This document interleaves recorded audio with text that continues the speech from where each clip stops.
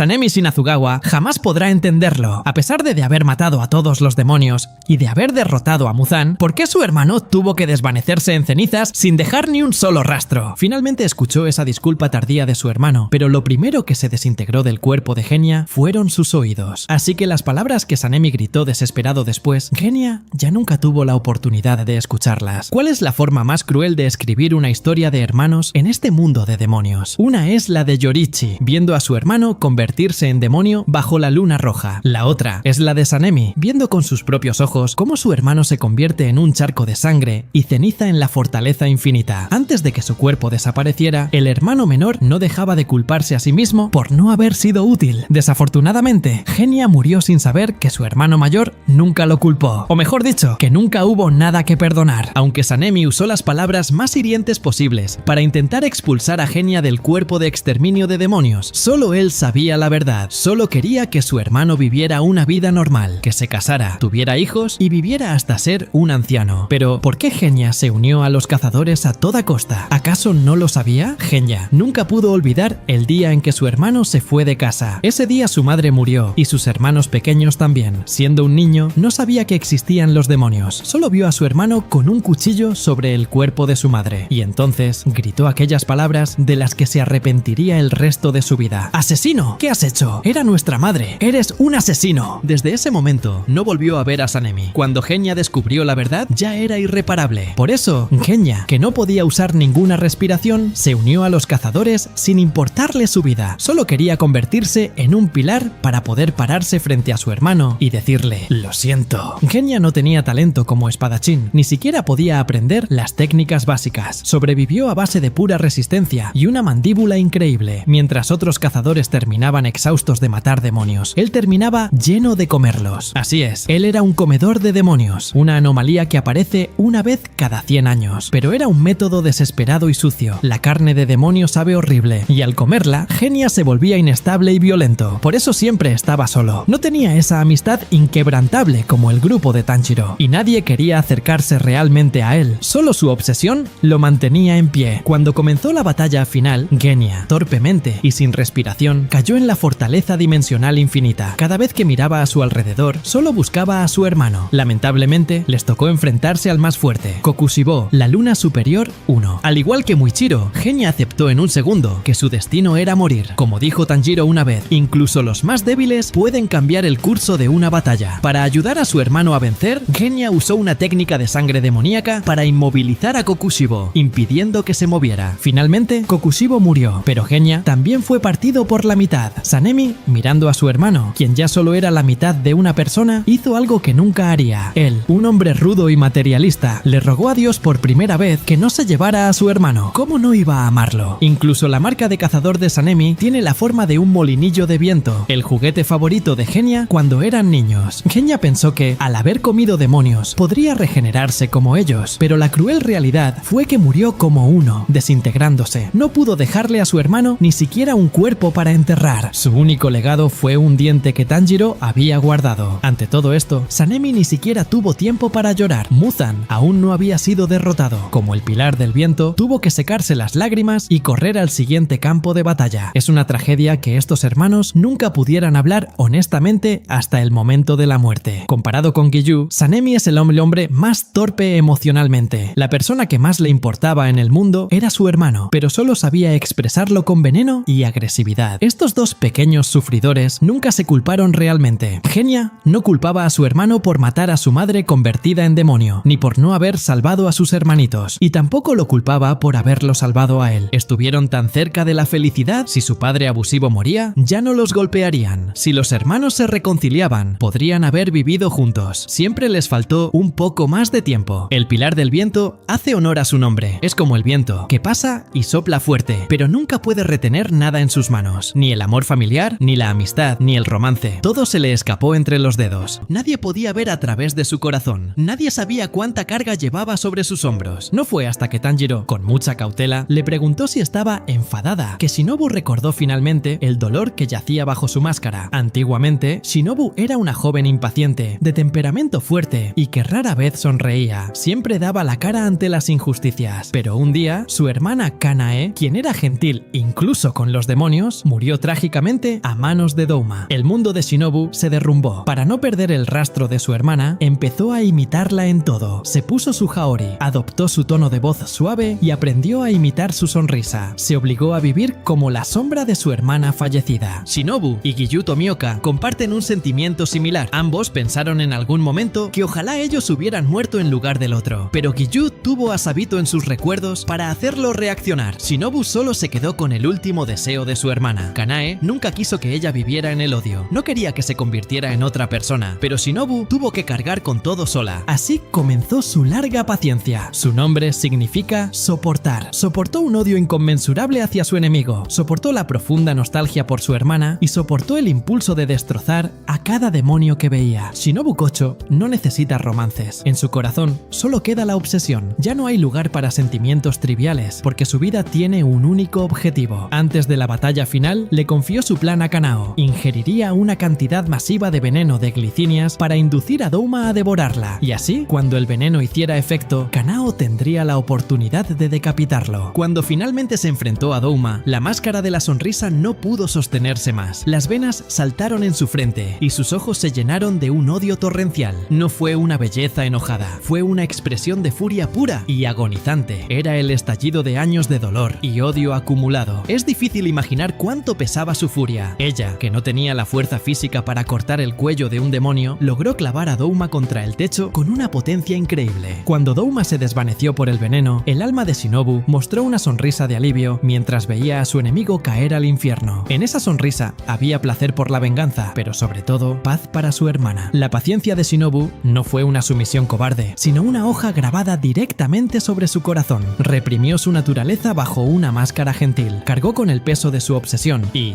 finalmente pagó con su vida para cerrar esta deuda pendiente. Esa es la verdadera Shinobu. No es un personaje que se pueda querer a la ligera. Es un personaje que inspira un respeto profundo. Shinobu, espero que en un mundo donde ya no sea necesario soportar, pueda ser verdaderamente feliz. Nacido en la familia Rengoku, un linaje de pilares de la llama por generaciones. Su padre, Shinjuro Rengoku, fue el anterior pilar. De niños, él y su hermano Senjuro eran arrastrados por su padre a entrenar la respiración de la llama todos los días, blandir la espada, correr, practicar la respiración. En aquel entonces, su padre aún era un hombre alegre que les enseñaba esgrima con una gran sonrisa. Tenían una madre gentil, Ruka Rengoku, quien enfermó gravemente muy pronto. Cuando a ella le quedaba poco tiempo, llamó a Kyojuro a su lado y le dijo: naciste con una fuerza mayor a la de los demás para salvar a los débiles. Usar ese poder para el bien del mundo es el deber de los fuertes. Poco después, su madre falleció. Tras su partida, todo cambió. Su padre no pudo soportar el golpe. Renunció a su puesto de pilar, comenzó a beber y les dijo que los hermanos no tenían talento, que el linaje de la llama terminaría en esa generación. Pero Kyojuro no se detuvo por eso. Creía que su padre algún día se recuperaría y sabía que él era el hijo mayor. Así que comenzó a entrenar solo. Sin nadie que le enseñara, practicaba el doble. Sin nadie que lo elogiara, persistía por sí mismo. El año que participó en la selección final de los cazadores de demonios, salvó a 2 compañeros en la montaña. Uno de ellos dijo que quería convertirse en alguien como él, capaz de usar su fuerza para proteger a sus camaradas. Kyojuro respondió que él también era solo un novato. Quiso decir algo casual como esforcémonos juntos, pero las palabras se detuvieron en su boca. Sintió vagamente que no todos lograrían salir de allí con vida, pero al final sonrió y dijo ¡ánimo! Antes de despedirse. Antes de salir a su primera misión, su padre le dijo fríamente: tú y Senjuro no tenéis talento, este camino se acabó. Kyojuro no le contestó, simplemente fue a animar a su hermano, que estaba practicando con la espada, pidiéndole que cuidara la casa y que se esforzarían juntos cuando él regresara. Más tarde, con su propio esfuerzo, ascendió de rango, heredó el título de la respiración de la llama y fue promovido a pilar. Poco después de convertirse en el pilar de la llama, se lo informó formalmente a su padre. Su padre solo respondió: ¡qué aburrido!, diciendo que ni padre ni hijo lograrían nada importante. Kyojuro salió de la habitación. Senjuro corrió tras él y preguntó: ¿padre se alegró? Si yo también me convierto en pilar, ¿me reconocerá? Kyojuro confesó que su padre no se había alegrado, pero al mismo tiempo le dijo a su hermano: sin importar el camino que elijas, tienes que ser una persona excelente. Mantén el fuego ardiendo en tu corazón. Aunque el camino sea solitario, debes vivir y seguir adelante. Poco después, llegó esa misión que cambiaría el destino de todos: el tren infinito. En el tren, pasajeros y cazadores desaparecían uno tras otro. El cuerpo de exterminio de demonios envió al pilar de la llama, Kyojuro Rengoku, a investigar. lugar. Al subir al tren, se comió 11 cajas de bento de carne de res de una sentada, gritando ¡Sabroso! ¡Sabroso! Umai mientras comía. Pronto, Tanjiro, Zenitsu e Inosuke también fueron enviados a la misma misión y se reunieron con él en el tren. Tanjiro le preguntó sobre la danza del dios del fuego. Kyojuro dijo no haber oído hablar de ella, pero se ofreció a aceptarlo como su Tsuguko, discípulo, y de paso les explicó los conceptos básicos de la respiración. Poco después de terminar la comida, un demonio con 2 caras apareció al final del vagón. Kyojuro, con la primera postura, Mar de Fuego, lo decapitó en un instante. Los 3 jóvenes quedaron impactados y le pidieron ser sus aprendices. Él aceptó con franqueza. La verdadera pesadilla vino de la mano de Enmu, la luna inferior 1. Había manipulado los billetes para que todos los que los tuvieran cayeran en un sueño profundo. También usó a humanos comunes para que ataran cuerdas e invadieran los sueños de los objetivos para destruir su núcleo espiritual. En el sueño de Kyojuro, revivía el día en que le contó a su padre que se había convertido en pilar. La chica conectada a él encontró su núcleo espiritual en el sueño, justo cuando iba a destruirlo. En la realidad, el cuerpo de Kyojuro percibió el peligro por instinto y agarró el cuello de la chica con fuerza, dejándola inmóvil, aunque él mismo tampoco podía moverse por el momento. Más tarde, Tanjiro despertó primero y pidió a Nezuko que despertara a los demás. Nezuko usó su técnica de sangre para quemar las cuerdas. Kyojuro, Zenitsu e Inosuke despertaron sucesivamente. Para entonces, Enmu ya se había fusionado con todo el tren. Al despertar, Kyojuro se lanzó hacia los vagones delanteros, cortando la carne del demonio por el camino. Al ver a Tanjiro, le dio órdenes rápidamente. Él se encargaría de 5 vagones, Tanjiro de los 3 traseros, protegiendo a los pasajeros con todo su poder, dejando el resto a Nezuko y Zenitsu. Tanjiro e Inosuke fueron a buscar el cuello de Enmu para decapitarlo. Finalmente, unieron fuerzas y cortaron el cuello de Enmu. El demonio, fusionado con el tren, se retorció de dolor, haciendo que el tren descarrilara y volcara. En el instante del vuelco, Kyojuro lanzó una serie de técnicas para estabilizar los vagones, reduciendo las bajas al mínimo. Cuando el tren se detuvo, ayudó a Tanjiro a detener la hemorragia de su herida abdominal usando la respiración. Justo en ese momento, apareció Akaza, la luna superior 3, y lanzó un puñetazo hacia el debilitado Tanjiro. Kyojuro lo bloqueó con la segunda postura, cielo en ascenso. Akaza, al ver su fuerza, trató insistentemente de convencerlo de que se convirtiera en demonio, diciendo que así podría pelear por más tiempo y ser más fuerte. Kyojuro se negó rotundamente. Entonces, ambos desataron una batalla feroz. Kyojuro usó la primera postura para acercarse y la cuarta postura, ola de llamas ardientes, para bloquear los ataques. Las heridas de Akaza se regeneraban constantemente, mientras que el desgaste de Kyojuro era cada vez mayor. Durante la pelea, su ojo izquierdo fue aplastado, sus costillas rotas y sus órganos internos dañados, pero nunca retrocedió. Finalmente, tomó una decisión: apostar toda su fuerza en su técnica suprema, la novena postura, Rengoku. Cargó envuelto en llamas hacia Akaza. El golpe no logró cortar su cabeza inmediatamente. El puño derecho de Akaza atravesó su abdomen. Aún así, el demonio seguía insistiendo en que se convirtiera en uno de ellos. Al borde de la muerte, Kyojuro recordó las palabras de su madre: los fuertes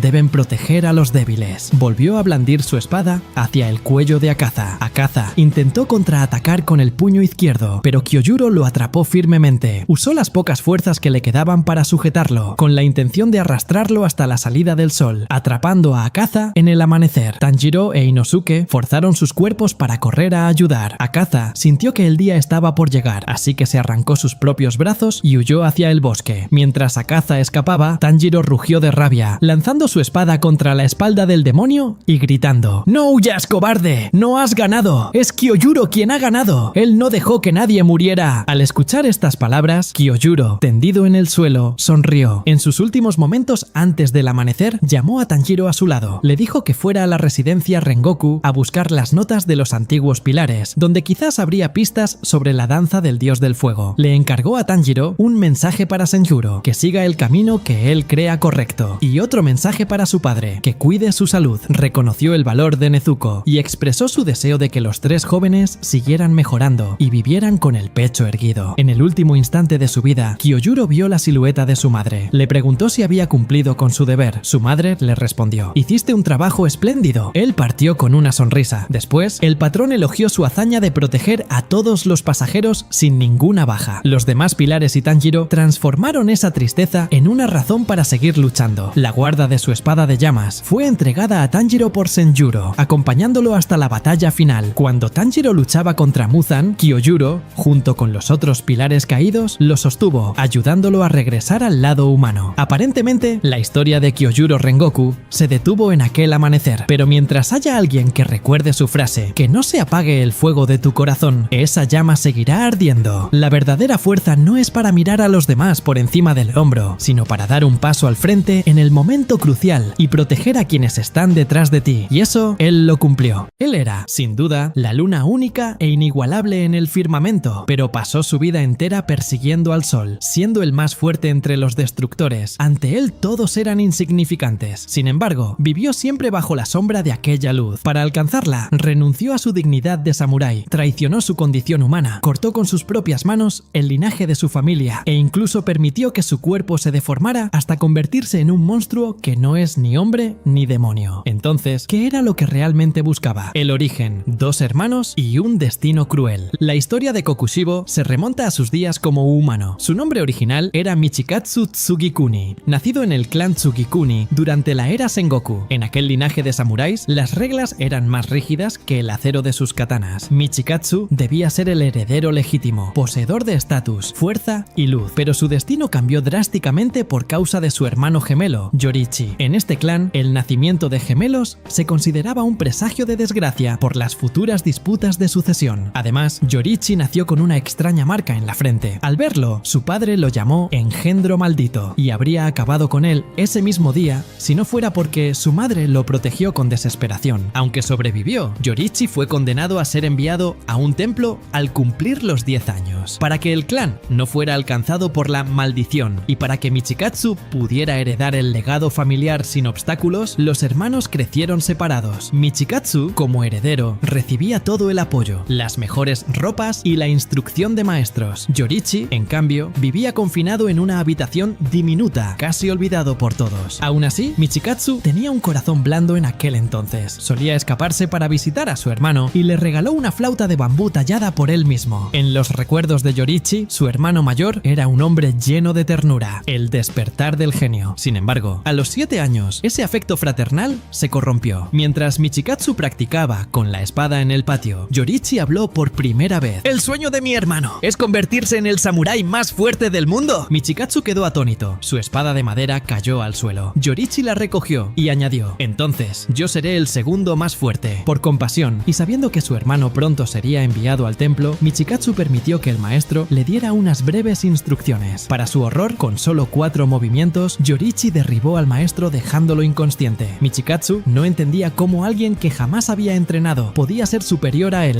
Ante su insistencia, Yoriichi reveló que veía el mundo de forma distinta. Podía ver los huesos, los músculos y el flujo sanguíneo de las personas. Sabía cómo se contraían los órganos y cómo se generaba la fuerza. Podía predecir cada movimiento. Aquello era el mundo transparente, y su marca no era una maldición, sino el signo de un don divino. Aquella técnica era la base de lo que más tarde sería la respiración del sol, la semilla del odio. Michikatsu comprendió entonces que su hermano, a quien creía débil, era en realidad un genio inalcanzable. Antes de marcharse, Yoriichi le dijo: «Más que la esgrima, preferiría volar cometas con mi hermano». Esa frase se clavó como un clavo ardiente en el corazón de Michikatsu. Él se esforzaba cada día con agonía, mientras que su hermano poseía un talento divino que ni siquiera valoraba. Al enterarse de esto, su padre decidió cambiar al heredero. Michikatsu veía cómo su futuro se desmoronaba. Tras la muerte de su madre, Yoriichi partió al templo, llevándose la flauta y prometiendo que nunca se sentiría solo porque la vería como si fuera su hermano mismo. Michikatsu heredó el clan, pero años después, al leer el diario de su madre, descubrió la verdad. Yoriichi no se apoyaba en ella por cariño, sino porque sabía que su madre estaba enferma y paralizada de un lado, y él usaba su pequeño cuerpo para sostenerla. En ese momento, los celos devoraron a Michikatsu. El deseo de talento se transformó en un odio profundo. La caída en la oscuridad. Años después, siendo ya un hombre con familia, Michikatsu fue atacado por un demonio. Cuando creía que iba a morir, Yoriichi apareció. Como un dios, cortó el terror de un solo tajo, pero le pidió disculpas a Michikatsu por no haber llegado a tiempo para salvar a sus subordinados. Humillado por la brecha de poder, Michikatsu abandonó a su esposa e hijos y se unió al cuerpo de exterminio de demonios. Bajo la tutela de Yoriichi, desarrolló su propia técnica, la respiración de la luna, y juntos fueron conocidos como los guerreros más poderosos. Pero nunca pudo alcanzar la perfección de la respiración del sol. Entonces llegó la desesperación. Los guerreros con la marca empezaron condenaron a morir antes de los 25 años. Michikatsu sintió que se le acababa el tiempo para superar a su hermano. En ese momento de debilidad apareció Muzan Kibutsuji. El rey demonio le ofreció tiempo infinito para perfeccionar su esgrima. Michikatsu no dudó, decapitó al líder del cuerpo de exterminio de demonios de aquel entonces y entregó su humanidad. Así nació Kokushibo, el encuentro final y el trágico final. 60 años después, en una noche de luna roja, Kokushibo se encontró de nuevo con Yorichi, quien ahora era un anciano decrépito. Yorichi lloró al ver a su hermano convertido en monstruo y Chabenba Kumai, con un movimiento tan veloz que Kokushibo no pudo reaccionar, estuvo a punto de decapitarlo. Sin embargo, el segundo golpe nunca llegó. Yorichi murió de pie, por vejez, en medio del combate. Furioso por no haber podido ganar ni siquiera contra un anciano moribundo, Kokushibo cortó el cadáver de su hermano, pero de entre las ropas cayó la vieja flauta de bambú. Kokushibo lloró. Comprendió que su hermano nunca lo había odiado, siempre lo había atesorado. Siglos después, en la batalla de la fortaleza dimensional infinita, Kokushibo enfrentó a los pilares. Incluso tras decapitar a su descendiente, Muichiro Tokito, y luchar contra los guerreros más fuertes, fue acorralado. Al ver su propio reflejo en una hoja de espada, un monstruo con 6 ojos y apariencia grotesca, se preguntó: ¿para qué he vivido estos 300 años? ¿Para ser este monstruo? ¿Por qué tú eras el sol y yo solo pude ser la luna? Kokushibo murió sin admitir su derrota, pero en realidad había perdido hace mucho tiempo. Intentó superar al sol, olvidando que él también era una luna única. En su búsqueda del poder, perdió a su hermano, a su familia y su identidad. Al final, solo quedó la flauta de bambú, rota en el suelo, como un rayo de luna destrozado. Daki y Yutaro son los gemelos más singulares dentro de las 12 lunas demoníacas. La hermana menor fue nombrada Daki por Muzan, mientras que el hermano mayor conservó su nombre humano, Yutaro. Entre los dos, lograron asesinar a 22 pilares a lo largo de los años. Yutaro acabó con 15 de ellos, mientras que Daki mató a 7. Esto implica que Daki, por sí sola, fue derrotada o necesitó la ayuda de su hermano en 15 ocasiones. Aunque su poder como lunas superiores es indiscutible, bajo la fuerza aterradora de Yutaro se esconde un corazón lleno de inseguridad, profundamente marcado por la discriminación que sufrió en vida. Yutaro no nació siendo malvado. Su pasado fue el infierno en la tierra. Nació en la orilla del río Rashomon, la zona más pobre y miserable del Distrito Rojo. Para las cortesanas de bajo nivel, un niño solo significaba más gastos y bocas que alimentar, por lo que Yutaro fue considerado una molestia desde antes de nacer. Su madre intentó abortarlo repetidas veces y, tras nacer, sufrió abusos constantes. Aún así, Yutaro se aferró a la vida con tenacidad. Sin embargo, debido a su aspecto físico y su suciedad, la gente lo trataba como a un monstruo. Los insultos y el desprecio eran su pan de cada día, como si todas las palabras sucias del mundo hubieran sido creadas solo para él. En ese entorno, su corazón se llenó de un complejo de inferioridad abismal. Todo cambió cuando nació su hermana. La llamaron Ume, el nombre de la enfermedad que mató a su madre. A diferencia de él, Ume poseía una belleza capaz de inclinar naciones. Su existencia fue como un rayo de luz que iluminó la oscuridad de Yutaro. Gracias a ella, Yutaro descubrió su talento para la pelea y se convirtió en un cobrador de deudas en el Distrito Rojo. Cada vez que miraba a su hermana, sentía un orgullo infinito. Su complejo de inferioridad se desvanecía. Pensaba que, mientras estuvieran juntos, su vida iría a mejor. Pero el destino es cruel y nunca deja de jugar con los desfavorecidos. La ilusión se rompió cuando Ume cumplió 13 años. Ella hirió el ojo de un samurái con una horquilla porque este había insultado a su hermano. Como venganza, fue atada y quemada viva. Cuando Yutaro regresó del trabajo, encontró a su preciosa hermana convertida en un trozo de carbón agonizante. Al verla así, la ira de Yutaro estalló. Ya no podía contenerse. Una espada atravesó su espalda, pero el dolor solo alimentó su furia. El samurái y la dueña del burdel querían matarlos a ambos, pero Yutaro, con los ojos inyectados en sangre, decidió que esa escoria no merecía vivir. De un solo golpe, asesinó a la dueña y al samurái. Sin embargo, tras la venganza, la tristeza no desapareció.